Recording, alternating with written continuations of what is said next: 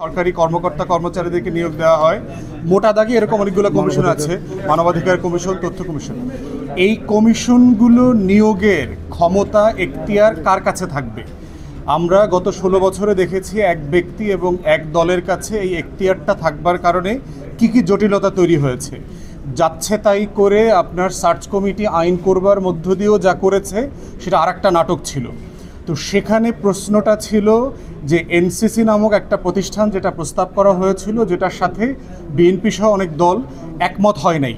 পরবর্তীতে একটা রিভাইজড প্রস্তাবনা আজকে দেওয়া হয়েছে কমিশনের পক্ষ থেকে, যে একটা বডি থাকবে যেই বডিটা এই সাংবিধানিক প্রতিষ্ঠানগুলোতে নিয়োগ দেবে, যেখানে দল, দলীয় সরকার, দলীয় নেতা এবং এই দলীয় পরিবারের কোনো পার্মানেন্ট ক্ষমতা থাকবে না।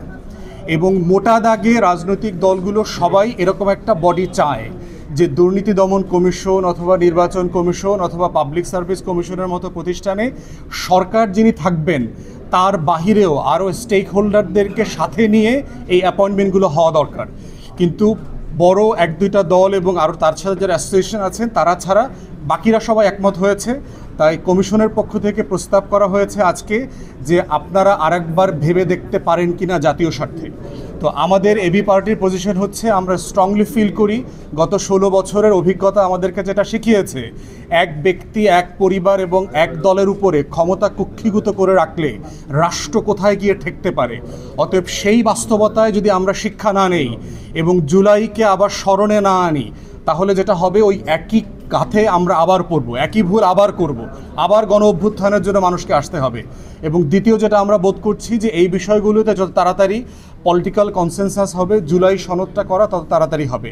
কিন্তু যেভাবে রাজনৈতিক দলগুলো কমিশনের ঐক্যমতে আসতে দেরি করছে, বিলম্ব করছে, এই আশঙ্কাটা আমরা করছি যে জুলাইতে আসলে জুলাই সনদ হবে কিনা। তাই আমরা বোধ করছি যে জাতীয় অভিজ্ঞতার স্বার্থে গত বছরের গণ অভ্যুত্থানকে স্মরণে রেখে আমাদের এই বিষয়গুলোতে যত তাড়াতাড়ি সম্ভব একমত হওয়া দরকার, যেন জুলাই সনদটা তাড়াতাড়ি ঘোষিত হতে পারে। দ্বিতীয় বিষয় হচ্ছে উচ্চকক্ষের আলোচনা হচ্ছে, যেটা আমরা ইভিনিংয়ে আপনাদেরকে ব্রিফ করব।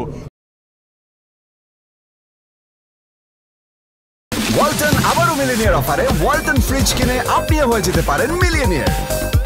মিলিনিয়ার ছড়াছড়ি দেশ জুড়ে, এটা শুধু ওয়ালটনই পারে।